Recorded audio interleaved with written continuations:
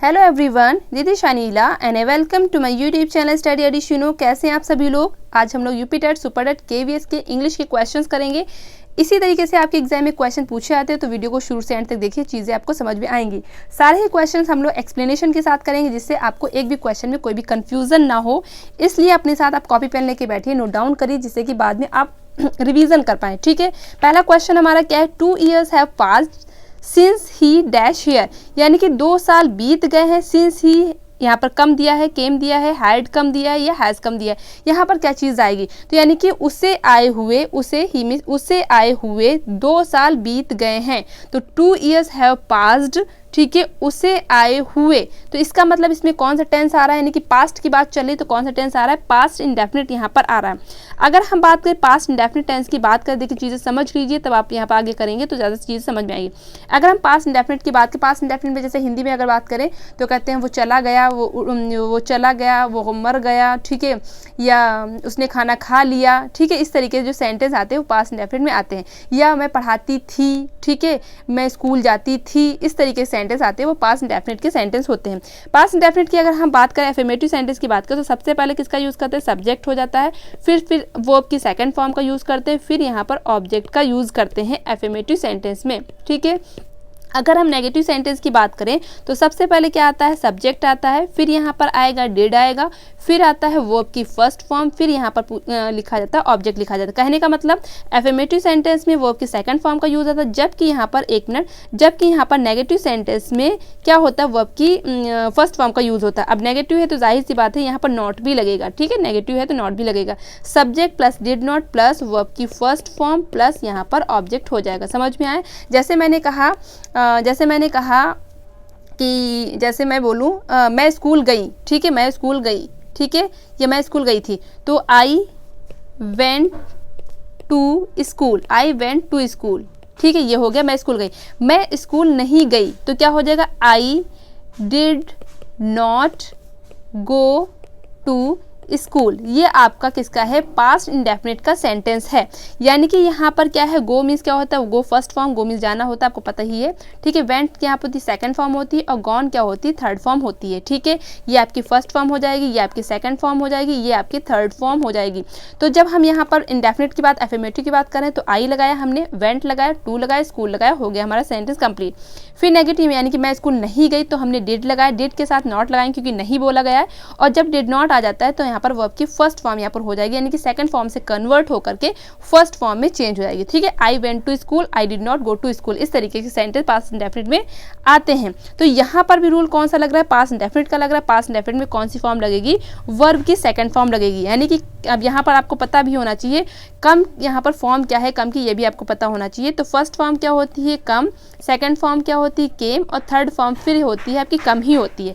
अगर हैज़ लगा देंगे तो ये बन जाएगा प्रेजेंट परफेक्ट, खाली कम लगाएंगे तो ये होगा ही नहीं, ही के साथ खाली यहाँ पर सेंस ही नहीं बन रहा है। हैड लगाएंगे तो ये हो जाएगा पास्ट परफेक्ट, तो इसलिए यहाँ पर केम लगाएंगे तो बन जाएगा पास्ट इंडेफिनिट, यहाँ पर बन जाएगा। ठीक है, तो क्या कौन सा यहाँ पर लगेगा, तो यहाँ पर ऑप्शन सी यहाँ पर लग जाएगा। ठीक है, जैसे 2 years have passed since came here, तो क्या हो जाएगा, केम हियर, यानी कि उसे आए हुए 2 साल, उसे यहाँ आए हुए 2 साल बीत गए हैं। इस तरीके से हमारा पहला क्वेश्चन कंप्लीट हुआ। अगर चीज़ें समझ में आई हो तो आप मुझे कमेंट बॉक्स में ज़रूर लिखिएगा। नेक्स्ट क्वेश्चन हमारा है, fill in the blank with the correct alternative. यहाँ पर आपका दिया है, इसमें बताना, इसमें भी आपको फिल ही करना है। क्या होगा, his wife has a twin, ठीक है, his wife has a twin that, हाँ यहाँ पर है, his wife has a twin who resembles her so much that, यानी कि उसके जो है दो मतलब उसके जुड़वा होते हैं, जुड़वा बच्चे होते हैं, तो क्या होता है, देखिए यहाँ पर समझिए चीज़ें, समझिए पहले चीज़ें। तो his wife has a twin, यानी कि उसके क्या है, जुड़वा बच्चे हैं। ठीक है, हु रिजेंबल्स हर, जो उससे क्या बहुत ज़्यादा मिलते हैं, यानी कि अपनी माँ पे बहुत ज़्यादा मिलते हैं। ठीक है, रिजेंबल हर सो मच, सो मतलब बहुत ज़्यादा, that at first he had great trouble telling, उसको शुरुआत में बहुत ज़्यादा परेशानी होती थी एक से दूसरे को बताने में, यानी कि एक से दूसरे को बताने के लिए यहाँ पर क्या लगेगा, वन फ्रॉम एनदर यहाँ पर यूज़ होगा। अब देखिए जहाँ पर दो लोगों की आपस की बात होती है वहाँ पर हम लगाते हैं ईच अदर लगाते हैं, जहाँ पर एक दूसरे की बात होती है तो वहाँ पर हम लगाते हैं वन फ्रॉम एनदर लगाते हैं। ठीक है, वन एनदर का यूज़ करते हैं, समझ में आया। तो यहाँ पर कौन सा होगा, ऑप्शन 2 यहाँ पर बिल्कुल सही होगा। ईच अदर आप यहाँ पर बिल्कुल नहीं लगाएंगे। ईच अदर का यूज़ जब होता है जब दो चीज़ आपस में यहाँ पर होता है, जैसे कि कहेंगे दे लव ईच अदर, अगर ये आएगा दे, ठीक है, यहाँ पर देखिए दे लव ईच अदर। अब यहाँ पर ईच अदर यहाँ पर राइट हो जाएगा, यानी कि वे आपस में प्यार करते हैं, दे लव ईच अदर। ठीक है, तो इस तरीके से आपस में है तो यहाँ पर क्या लगाएंगे, ईच अदर। और यानी कि यहाँ पर मान लीजिए दे ना होकर के मान लीजिए यहाँ पर 3 लोग हों, यानी कि रोहन सोहन मोहन 3 भाई हों आपस में, तब वहाँ पर क्या लगाएंगे, दे लव वन एनदर लगाएंगे। ठीक है, 2 लोगों के बीच की बात होगी तो ईच अदर लगाएंगे, 2 से ज़्यादा लोग के बीच की बात होगी तो वन एनदर को यूज़ करेंगे। लेकिन यहाँ पर मतलब क्या है, एक दूसरे से, तो क्या लगाएंगे, वन फ्रॉम एनदर लगाएंगे। ठीक है, समझ में आया। ईच अदर और वन एनदर का यूज़ मैंने आपको बता दिया। अगर चीज़ें समझ में आई हो तो ठीक है, नहीं आई हो तो कमेंट बॉक्स में लिखिएगा। नेक्स्ट क्वेश्चन हमारा है, choose the antonyms of the given word, यानी कि यहाँ पर आपको बताना है ऑपोजिट वर्ड यहाँ पर कौन सा हो जाएगा। यहाँ पर दिया एक्स्ट्रा वैगन। अगर आपको एक्स्ट्रा वैगन का मीनिंग पता है तो आप जल्दी से बता देंगे। एक्स्ट्रा वैगन का मीनिंग होता है, क्या होता है, जल्दी से बताइए। तो एक्स्ट्रा अब यहाँ पर बताना क्या है, आपको ऑपोजिट बताना है। ठीक है, तो एक्स्ट्रा वैगन का मतलब होता है बहुत ज़्यादा खर्च करने वाला, यानी कि बहुत जिसे बोलते हैं खर्चीला आप कह सकते हैं। ठीक है, खर्चीला, बहुत ज़्यादा खर्च करने वाला, खर्चीला। 1 मिनट। ठीक है, तो बहुत ज़्यादा जो खर्च करता है उसको बोलते हैं एक्स्ट्रा वैगन बोलते हैं, यानी कि फिजूल खर्ची कह सकते हैं। ठीक है, बेकार की चीज़ें खरीद रहा है। यहाँ पर ऑप्शन देखिए, ग्रीडी मीन्स क्या होता है, लालची हो जाएगा। लेविश मीन्स क्या होता है, खर्चीला, इसके मीन्स भी होता है खर्चीला हो जाता है। ठीक है, ग्रीडी मीन्स क्या होता है, लालची होता है। माइजरली मीन्स क्या होता है, अभी बताइएगा। केयरलेस, जो केयरलेस हो, जो बिल्कुल बेपरवाह हो। तो यहाँ पर माइजरली मीन्स क्या होता है, कंजूस होता है। ठीक है, माइजर मीन्स क्या होता है, कंजूस होता है, उसी से बना है, कंजूसी से। ठीक है, तो इस तरीके से माइजरली यहाँ पर राइट आंसर हो जाएगा। ठीक है, तो यहाँ पर एक्स्ट्रा वैगन का क्या हो जाएगा, माइजरली यहाँ पर राइट आंसर हो जाएगा। क्लियर है, ओके। कंजूसी यहाँ पर हो जाएगा। 1 मिनट, इसको पहले इरेज कर देते हैं। ठीक है, नेक्स्ट क्वेश्चन हमारा है, क्वेश्चन नंबर 4 है, choose the wrongly spelled word. अब इसमें बताना है कौन सी स्पेलिंग इसमें रॉन्ग है, ये बताना है कौन सा यहाँ पर राइट है, कौन सा यहाँ पर रॉन्ग है। अब देखिए, सबसे पहले हम यहाँ पे देखेंगे बिगिनिंग। तो बिगिनिंग की स्पेलिंग आपको पता है, ये होती है बिगिन होती है, और जब इसमें आईएनजी लगाएंगे तो डबल एन कर देते हैं। ठीक है, लास्ट लेटर से पहले अगर कोई वॉवेल होता है तो उसको किसी वर्ड में क्या कर देते हैं, डबल करके तब आईएनजी लगाते हैं। तो इस वजह से यहाँ बिगिनिंग यहाँ पर राइट हो गया। जैसे कि मान लीजिए कनिंग है, तो कनिंग में जब हम आईएनजी लगाएंगे, ठीक है, कनिंग में जब हम आईएनजी लगाएंगे तो डबल एन करके तब आईएनजी लगाते हैं। कनिंग मीन्स क्या होता है, चालाक होता है। ठीक है, तो इस तरीके से बिगिनिंग है, कनिंग है। ठीक है, तो इस तरीके से ये सब चीज़ें क्या हो जाती हैं, डबल एन करके, यानी कि लास्ट वर्ड को डबल करके तब हम लगाते हैं। ठीक है, इसका भी फॉर्मूला है, कब लगाते कब नहीं लगाते, इसका भी फॉर्मूला है। ठीक है, अक्सर आपका देखा होगा, जो लास्ट में जो आपका अगर मान लीजिए कॉन्सोनेंट है और उससे पहले अगर कोई वॉवेल है, ठीक है, तब उसमें जब हम आईएनजी लगाते हैं तो लास्ट जो कॉन्सोनेंट होता है, जो व्यंजन होता है, उसको डबल करके तब आईएनजी लगाते हैं। लेकिन इसमें भी एक्सेप्शन है। ठीक है, तो एक्सेप्शन की यहाँ पर अभी हम लोग बात नहीं करते। फिर है बी लिटलिंग। अब यहाँ पर बी लिटलिंग दिया, ये राइट है नहीं राइट है। बिडिंग दिया, राइट है या नहीं राइट है, तो इसको बताना है। तो यहाँ पर देखिए, बिडिंग की स्पेलिंग यहाँ पर बिल्कुल राइट है, क्योंकि बिड मीन्स क्या होता है, बोली लगाना होता है। बिड मीन्स क्या होता है, बोली लगाना होता है, और जब इसमें हम आईएनजी लगाते हैं तो डबल एन कर देते हैं, आईएनजी कर देते हैं। ठीक है, तो इस तरीके से यहाँ पर बिडिंग यहाँ पर राइट है, बी लिटलिंग यहाँ पर बिल्कुल राइट है, बेगिंग भी बिल्कुल राइट है। यहाँ पर ब्रीफिंग जो है ये आपका बिल्कुल गलत हो जाएगा, क्योंकि ब्रीफिंग में हम यहाँ पर डबल एफ नहीं करेंगे। क्यों नहीं करेंगे, क्योंकि यहाँ पर 2 वॉवेल दिए हुए हैं, यानी कि आई भी दिया है, ई भी दिया है। अगर आपको वॉवेल नहीं पता है तो वॉवेल यहाँ पर सुन लीजिए, वॉवेल कौन से, ए ई आई ओ यू, ये आपके क्या है, 5 जो है वॉवेल है, किसमें, इंग्लिश अल्फ़ाबेट में। ठीक है, इसके अलावा जितने भी हैं वो आपके कॉन्सोनेंट है। वॉवेल को हिंदी में क्या कहते हैं, स्वर कहते हैं। वॉवेल को हिंदी में क्या कहते हैं, स्वर कहते हैं, जबकि कॉन्सोनेंट को हिंदी में क्या कहते हैं, व्यंजन कहते हैं, ठीक है। तो यहाँ पर ये जो दिया है ब्रीफ, यहाँ पर तो ये वाला वर्ड है ब्रीफ, जिसका मतलब होता है वार्ता, ठीक है। तो उसी से बना हुआ है, तो ये ब्रीफिंग हो जाएगा। तो इसका मतलब यहाँ पर जो डबल एफ दिया है वो गलत है, और इसका मीनिंग क्या होता है, वार्ता होता है, जिसे बोलते हैं कॉन्वर्सेशन, ठीक है। तो इस तरीके से डबल एफ यहाँ पर नहीं होगा, इसी वजह से यहाँ पर पहला ही ऑप्शन यहाँ पर बिल्कुल सही हो जाएगा। क्लियर है? ओके, नेक्स्ट क्वेश्चन हमारा question number 5, change the narration, यानी कि डायरेक्ट और इनडायरेक्ट स्पीच यहाँ पर दी है। आपको बताना है कौन सी इसकी इनडायरेक्ट स्पीच होगी। डायरेक्ट स्पीच आपके सामने है, इनडायरेक्ट स्पीच आपको बतानी है, ठीक है। तो यहाँ पर सबसे पहले देखिए, द टीचर सेड, अब देखिए डायरेक्ट से इनडायरेक्ट स्पीच बनाने के लिए डायरेक्ट भी बोलते हैं और डायरेक्ट भी बोलते हैं, ठीक है। डायरेक्ट से इनडायरेक्ट स्पीच बनाने के लिए हम देखते हैं जो लास्ट वाला आपका जो रिपोर्टिंग और रिपोर्टेड, मैंने दो बताए थे, मैंने इससे पहले जो आपसे सेशन लिया था उसमें मैंने बताया था, ये वाला पार्ट क्या हो जाएगा, ये रिपोर्टिंग हो जाएगा, ठीक है। रिपोर्टिंग वर्ब हो जाएगा, या स्पीच भी कह सकते हैं, और इसको बोलते हैं रिपोर्टेड, ठीक है। रिपोर्टेड बोलते हैं, रिपोर्टेड स्पीच बोलते हैं, ठीक है, इसको बोलते हैं। तो जब हम देखें, देखिए रिपोर्टेड स्पीच यानी कॉमास के अंदर वाला पार्ट सीधे बोल लीजिए तो ज़्यादा आपको समझ में आएगा। अगर कॉमास के अंदर वाला पार्ट, ठीक है, अगर आपका इम्परेटिव है तो हम यहाँ पर सेंटेंस को जोड़ने के लिए हम वहाँ पर टू का यूज़ करते हैं। किसका यूज़ करते हैं? टू का यूज़ करते हैं, मैंने बताया था टू का यूज़ करते हैं। तो इसी तरीके से आपको समझना है, ठीक है। तो यहाँ पर देखिए, यहाँ पर सबसे पहले देखिए, यहाँ पर दैट दिया हो जोड़ने के लिए, तो ये तो सेंटेंस आपका गलत हो जाएगा। पहले चीज़ों को क्या करिए, एलिमिनेट करिए, ठीक है, क्योंकि आप पूरा वहाँ डायग्राम बनाने, हो सकता है आपको अच्छे से ना पता तो आप समझिए। यहाँ पर दैट दिया है तो आप बिल्कुल यहाँ पर इसको हटा देंगे, ठीक है। ये वाला तो कहीं से the teacher called the boys and told them भी बिल्कुल यहाँ पर गलत हो जाएगा, ठीक है। ये वाला भी देख सकते हैं हम लोग, the teacher commanded the boys that, यहाँ पर भी दैट दिया तो ये भी बिल्कुल गलत हो जाएगा। तो यहाँ पर ऑप्शन सी यहाँ पर राइट होगा। अब कैसे राइट होगा मैं बना के भी बताऊँगी आपको, सिर्फ मैं ऑप्शन बना के यहाँ पर छोड़ूंगी नहीं, ठीक है। बिल्कुल आपको मैं चीज़ें समझाऊंगी तब आपको यहाँ पर समझ में आएगा, ठीक है। देखिए यहाँ पर द टीचर है, द टीचर, यहाँ पर टीचर का कहाँ लिखूँ मैं, यहीं पर लिख देती हूँ द टीचर, ठीक है, द टीचर। फिर कॉमास की जगह पर हमने क्या लगा, अब यहाँ पर सेड को यानी कि रिपोर्ट इसको चेंज करते हैं ना, यहाँ पर क्या करेंगे, अर्ग लगाएंगे। अब अर्ग भी लगा सकते हैं, यहाँ पर हम टोल्ड भी लगा सकते हैं, या यहाँ पर ऑर्डर्ड भी लगा सकते हैं, अर्ग द बॉयज़, ठीक है। अब यहाँ पर देखिए क्या लगाएंगे, अर्ग द बॉयज़, एक मिनट, ठीक है।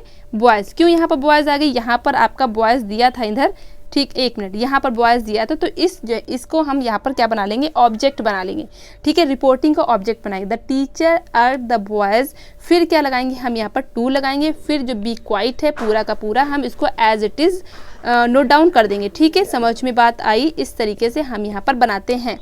समझ में बात आई? तो यहाँ पर अर्ग भी हो सकता है, ऑर्डर्ड भी हो सकता है, ठीक है। ऑप्शन में यहाँ पर ये ना दे करके मान लीजिए ऑर्डर्ड दिया होता, टीचर ने क्या किया, ऑर्डर किया, ठीक है। टीचर ने ऑर्डर किया, किसको ऑर्डर किया, लड़के को, बी क्वाइट, चुप रहो, शांत रहो, शोर मत मचाओ। तो इस तरीके से आपको ये सेंटेंस समझ में आ गया होगा, चाहे तो आप स्क्रीनशॉट यहाँ पर ले सकते हैं, ठीक है। अब यहाँ पर देखिए एक वर्ड आपको मैं बता दूँ, देखिए एक यहाँ पर क्वाइट दिया हुआ है। अब इस वर्ड को समझिए, अक्सर ये क्वेश्चन पूछ लिया जाता है होमोफोन्स में, ठीक है। होमोफोन्स में क्या होता है, यानी कि प्रोनाउंसिएशन सेम होता है और मीनिंग क्या होता है, अलग अलग हो जाता है, यानी कि स्पेलिंग अलग होती है, प्रोनाउंसिएशन लगभग आपका सेम होता है, तो होमोफोन्स के जरिए पूछ लिया जाता है। अब देखिए यहाँ पर समझिए, एक यहाँ पर जो दिया है पहले तो उसी को मैं लिख लेती हूँ, इसको बोलते हैं क्वाइट, ठीक है। तो क्वाइट मीन्स क्या होता है, शांत। क्वाइट मीन्स क्या हो जाएगा, शांत हो जाएगा। एक होता है Q U I T E, यानी कि यहाँ पर टी से पहले ई दिया है, यहाँ पर टी के बाद ई दिया है।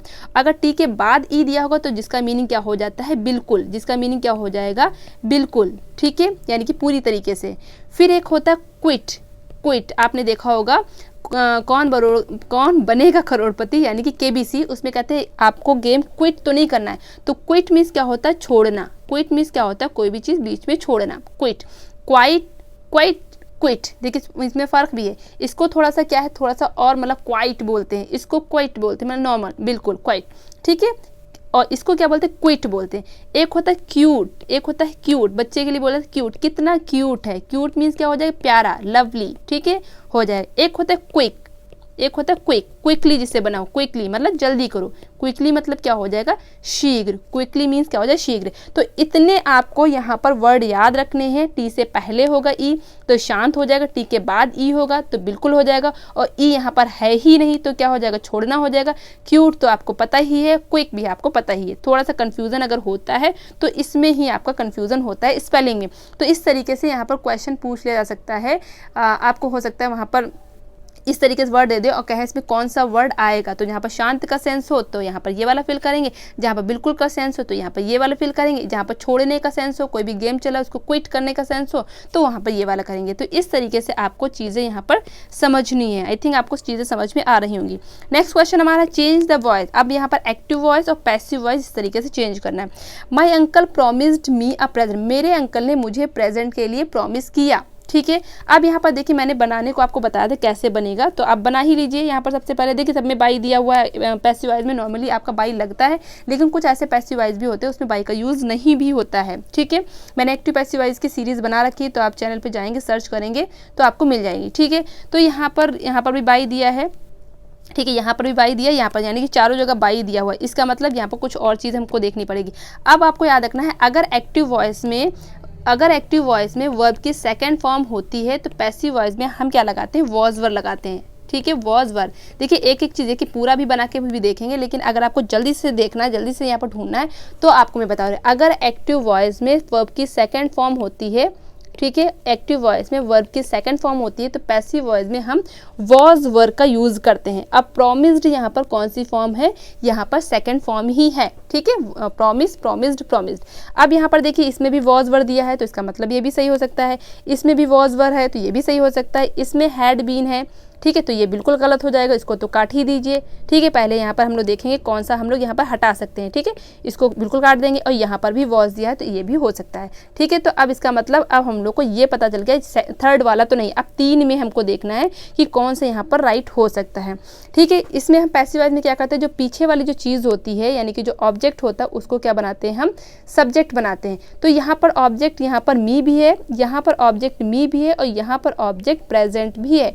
दो ऑब्जेक्ट है, जब दो ऑब्जेक्ट होते हैं सेंटेंस में तो हम दो तरीके से पैसिव वॉइस बनाते हैं। ठीक है, समझिए, मुझे बताने को होगा तो मैं एकदम से बता दूंगी चीज़ें, आंसर बताना तो मैं सीधे बता सकती हूँ, लेकिन आपको समझ में नहीं आया तो कोई फ़ायदा नहीं।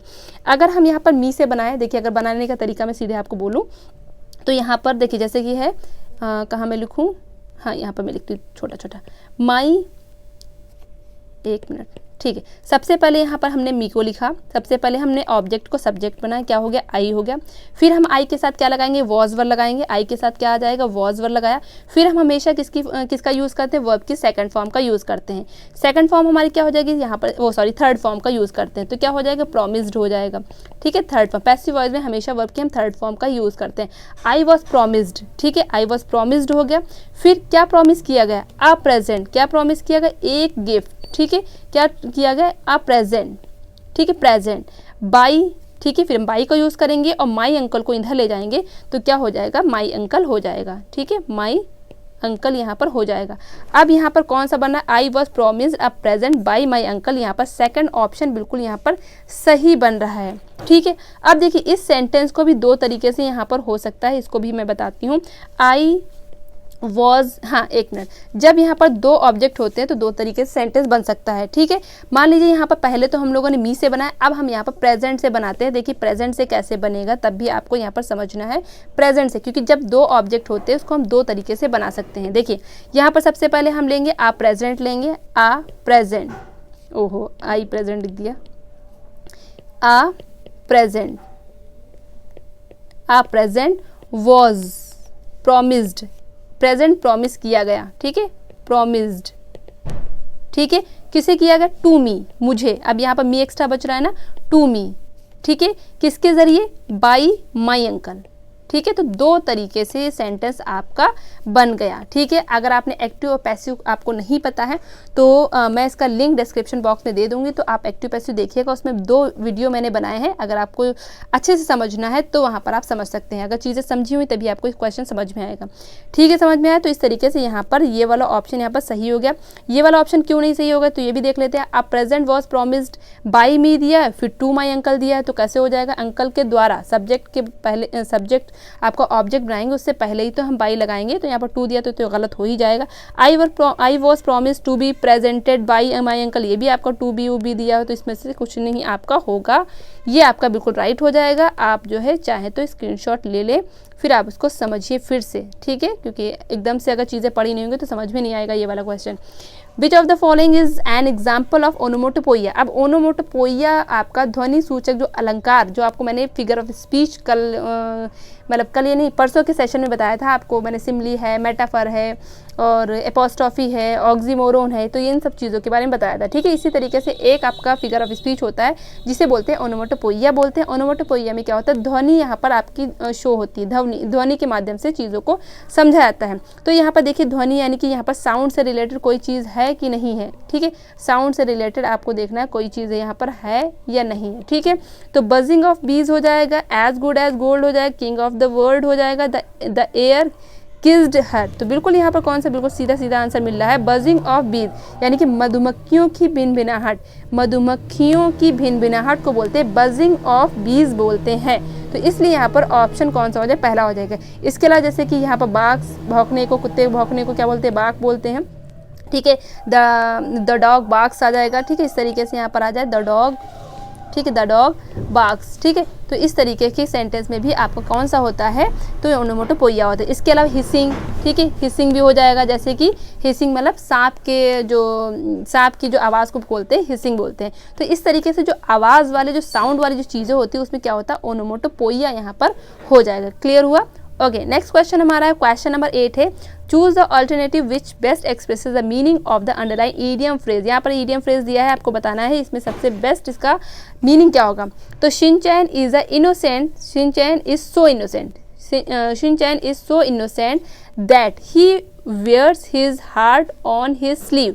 अब इसका मतलब क्या है, इसका मीनिंग आपको पता होना चाहिए। इस ईडियम का मतलब क्या होता है, वेयर्स हिज हार्ट, ठीक है, वेयर्स हिज हार्ट यानी कि अपना हृदय, ठीक है, पहनना, ऑन हिज स्लीव अपने क्या है स्लीव में, आसीन में। तो जाहिर से इसका मीनिंग ये तो हो नहीं सकता, क्योंकि ईडियम में लिखा कुछ और होता है, मीनिंग कुछ और होता है। जाहिर से इसका मीनिंग ये तो होएगा नहीं। Where dress that does not match यानी कि ऐसी ड्रेस पहनना जो आपकी मैच ना करती हो। एक्सप्रेसेस हिज फीलिंग्स ओपनली, अपनी फीलिंग्स को ओपनली एक्सप्रेस करना।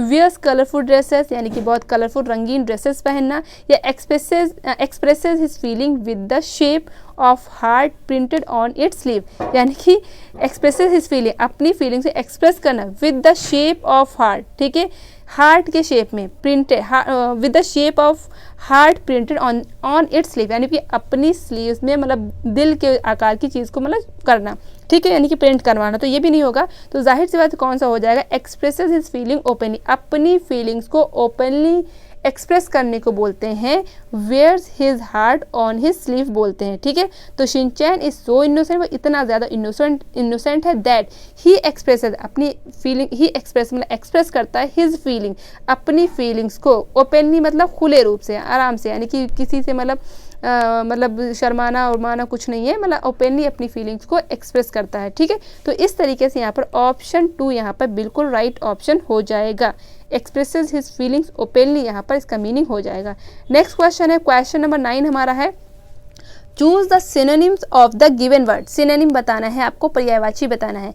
सैनिटाइज, अब सैनिटाइज का मीनिंग तो आप लोग को अच्छे से पता होगा, कोविड-19 के चलते हुए सैनिटाइज है, मास्क है, ठीक है, और क्वारंटीन है, तो इन सब चीज़ों का मीनिंग आपको अच्छे से पता हो गया होगा। इसका मीनिंग होता है कीटाणु मुक्त करना। तो कीटाणु मुक्त यानी कि यहाँ पर पर्यायवाची बताना है, तो कीटाणु मुक्त करना क्या हो जाएगा, डिसइंफेक्ट हो जाएगा। डिसइंफेक्ट यहाँ पर बिल्कुल हो जाएगा, इन्फेक्ट का उल्टा क्या हो जाएगा, डिसइंफेक्ट, ठीक है। तो सीधे सीधे आंसर यहाँ पर है। प्लीजेंट मीन्स होता है सुहावना, ठीक है। प्योस मीन्स होता है धार्मिक। क्रेजी मीन्स कहते हैं क्रेजी है, बहुत ज़्यादा क्रेजी है, हर चीज़ के लिए क्रेजी हो जाता है, पागल हो जाता है, मतलब पागल के भी सेंस में आता है, या बहुत ज़्यादा एक्साइटमेंट के भी सेंस में आता है, ठीक है। तो ये भी हो जाता है। क्वेश्चन नंबर 10 हमारा, find out the part which has an error. आपको यहाँ पर पार्ट ढूंढना है जिस पार्ट में एरर है, ठीक है। We have received a message, ठीक है, हमने एक मैसेज को रिसीव किया फ्रॉम द मिनिस्टर, किससे, मिनिस्टर से, ठीक है, येस्टरडे, कल, ठीक है, कल एक मैसेज को हमने रिसीव किया मिनिस्टर से, ठीक है। तो यहाँ पर कौन सा, अब हमेशा आपको याद रखना है जहाँ पर येस्टरडे हो, लास्ट नाइट हो, ठीक है, या यहाँ पर कह सकते हैं लास्ट डे हो, ठीक है, इस तरीके से अगर यहाँ पर सेंटेंस हो, ठीक है, तो वहाँ पर या फिर 1995, 1996 इस तरीके का सेंटेंस हो और आपको वहाँ पर कन्फ्यूज़न हो रहा है कि प्रेजेंट परफेक्ट में बनेगा या पास्ट इंडेफिनिट में बनेगा, प्रेजेंट, ठीक है, प्रेजेंट परफेक्ट में बनेगा, ठीक है, या यहाँ पर पास्ट इंडेफिनिट में बनेगा, पास्ट इंडेफिनिट, इसी में आपका ज़्यादातर आता है यहाँ पर इंडेफिनिट, ठीक है, इसी में यहाँ पर ज़्यादातर आपका इसी तरीके से पूछा जाता है कि पास्ट परफेक्ट सेंटेंस दिया होगा और बनाना होगा आपको पास्ट इंडेफिनिट। क्यों? क्योंकि जहाँ पर येस्टरडे होगा, लास्ट नाइट होगा, 1996 होगा, या कह सकते हैं प्रीवियस डे होगा, तो वहाँ पर हमेशा पास्ट इंडेफिनिट टेंस बनता है। तो यहाँ पर हैव ना हो करके खाली यहाँ पर रिसीव्ड यहाँ पर बनेगा, ठीक है। यहाँ पर वी हैव रिसीव्ड का मतलब यहाँ पर बना हुआ प्रेजेंट परफेक्ट बना हुआ है। अगर यहाँ पर हैव हटा देंगे तो किसमें बन जाएगा? पास्ट इंडेफिनिट बन जाएगा। पास्ट इंडेफिनिट को अभी मैंने बताया क्या बनेगा? सब्जेक्ट प्लस वर्ब की सेकंड फॉर्म प्लस यहाँ पर ऑब्जेक्ट, फिर उसके बाद अदर चीज़ें जो होती वो हो जाएंगी, ठीक है। तो सब्जेक्ट हो गया, फिर वर्ब की सेकंड फॉर्म रिसीव्ड है, a message from the minister yesterday. बस आपको याद इतना रखना है कि यहाँ पर अगर प्रेजेंट परफेक्ट दिया होगा, अगर यहाँ पे येस्टरडे, प्रीवियस डे, या लास्ट नाइट, लास्ट डे, ठीक है, या डे बिफोर, इस तरीके के सेंटेंस दिए होंगे तो आपको हमेशा वहाँ पर पास्ट इंडेफिनिट करना है। पास्ट इंडेफिनिट का फॉर्मूला आपको पता है, सब्जेक्ट प्लस वर्ब की सेकंड फॉर्म प्लस ऑब्जेक्ट। अगर नेगेटिव होगा तो subject plus did not plus verb की फर्स्ट फॉर्म, ठीक है। इस तरीके से आपको यहाँ पर सारी चीज़ें याद रखनी है। तो इसलिए यहाँ पर एरर किस पार्ट में हो जाएगी? तो यहाँ पर फर्स्ट पार्ट में ही एरर यहाँ पर हो जाएगी, ठीक है। फर्स्ट पार्ट में ही यहाँ पर एरर हो जाएगी, ठीक है। ओके, नेक्स्ट क्वेश्चन हमारा, choose the alternative which can be substituted for the given sentence. यानी कि यहाँ पर वन वर्ड सब्स्टिट्यूशन दिया, वाक्यांश के लिए एक शब्द आपको बताना है।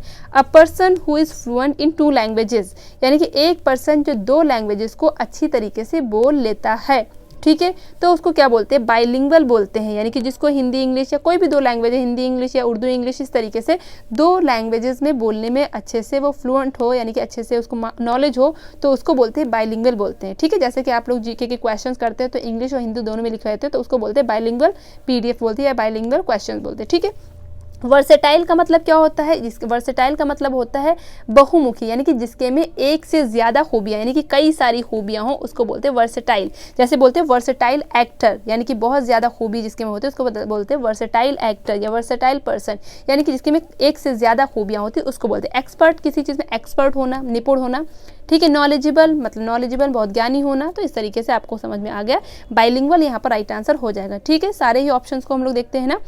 Today student should be reconciled, ठीक है। Today student should be reconciled dash the way things are changing, यानी कि स्टूडेंट को शुड बी रिकंसाइल्ड, यानी कि सामंजस्य बिठाना चाहिए, सामंजस्य बिठाना चाहिए, ठीक है।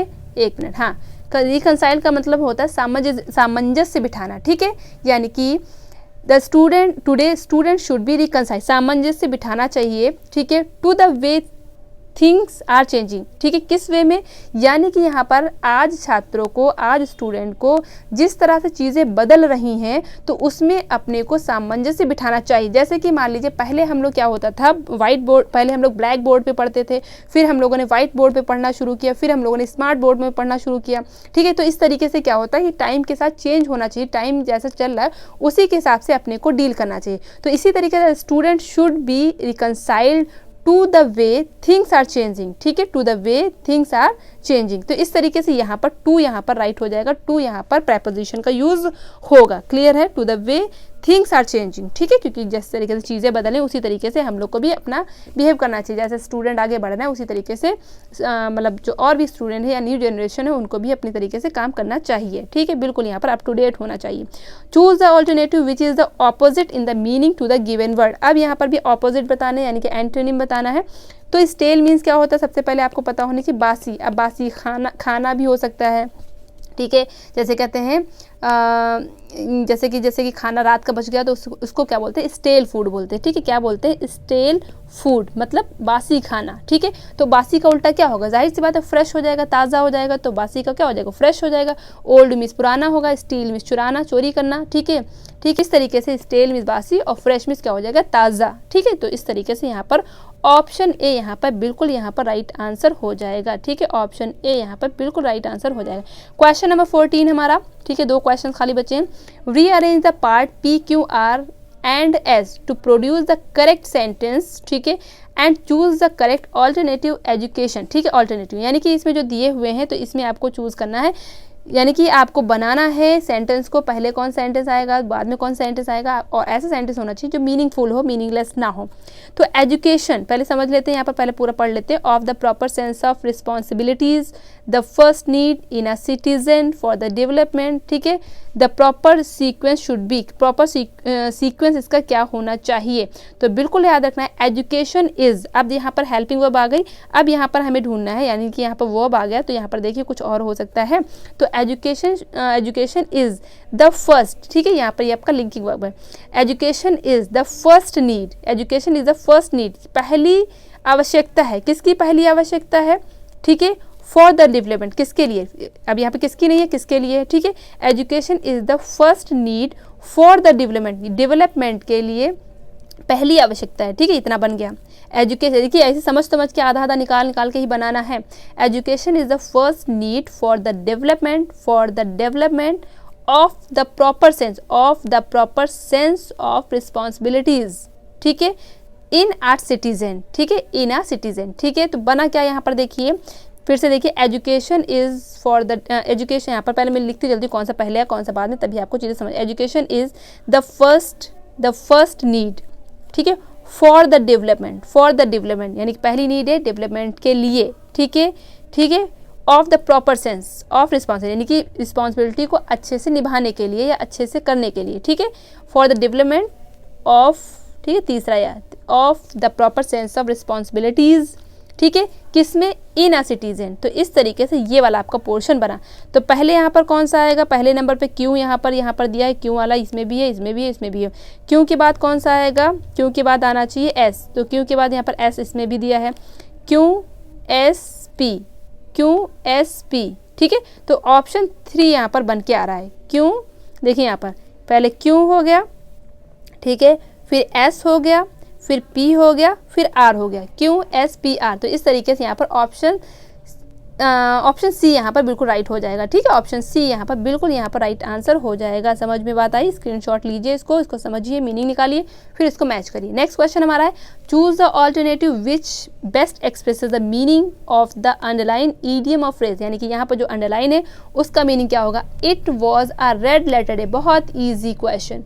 It was a red letter day in the history of the world, यानी कि इतिहास में ये क्या है, एक कैसा दिन है, अ रेड लेटर डे, इसका मीनिंग होता है सुनहरा दिन, इसका मीनिंग क्या होता है, सुनहरा दिन, या कह सकते हैं मेमोरेबल डे, यानी कि जिसको यादगार डे, ठीक है। तो a day with blood shed होगा नहीं, अ डेंजरस नोट सीधे यहाँ पर आ गया, यहाँ पर देख लीजिए, अ डे मेमोरेबल, यानी कि a day memorable for some joyful event, ठीक है, तो यहाँ पर ये हो जाएगा ऐसा डे जो मेमोरेबल हो, जो यादगार हो, जिसको आप भूल ना सकें, ठीक है। किसी के लिए देखिएगा आप मेमोरेबल डे अलग अलग भी हो सकते हैं, जैसे कि मान लीजिए कोई लड़का लड़की है, ठीक है, GF BF है, गर्लफ्रेंड बॉयफ्रेंड है, और बहुत ज़्यादा अपने आपस में मतलब प्यार व्यार करते हैं, ठीक है, और अगर उनकी शादी हो जाती है तो उनके लिए वही बेस्ट जो है क्या है, मेमोरेबल डे बन जाता है, रेड लेटर डे बन जाता है उनके लिए, ठीक है। लेकिन अगर हम बात करें भारत की, तो भारत के लिए जैसे 15 अगस्त है, 26 जनवरी है, ठीक है, इस तरीके से क्या है, रेड लेटर डे है, किसके लिए, इंडिया के लिए।